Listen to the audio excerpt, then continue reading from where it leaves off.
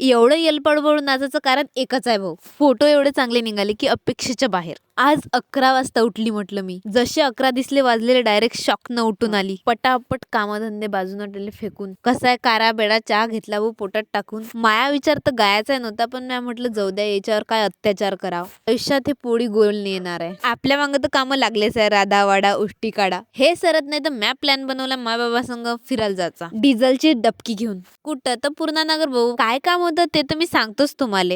पण महत्वाचं म्हणजे आमचं याच्या संग आज ऍक्सिडेंट झाला असता म्हटलं. बँक लय भावात पडली असते आपल्याला. रस्त्याने जात नाही किती सुंदर दिसते ना, पण इथं दुसरेच कर्मकांड होते. बँक मध्ये वेळ होते म्हणून बाबाला दिलं भाऊ पाठवून. आपण कसं आहे त्याच्या कामाला उशिरी झाला पाहिजे. आपण काय रिकाम टवडेच आहे भाऊ. जर मी वेळेवर आली नसती ना तर माई लालपरीत हातातून निघून गेली असती भाऊ. भातकुली परदोळा बसलो नाही ना, एवढं मोठं पुण्याचं काम केलं की विचारूच नका भाऊ. जोपर्यंत आहे तोपर्यंत लाभ घेऊन घ्यायचा. मग घरी आल्यावर तर मस्त हिरवा हिरवा हरभरा माई वाट पाहत होता. हरभरा असा खाल्ला जसा की पाहिलाच नाही कधी. भाऊची आली भाऊ गाडी न मले सांगता. मले सोबत नेलं काय गेलं असतं तर आजसाठी एवढंच. बाकी सांगते मी उद्या.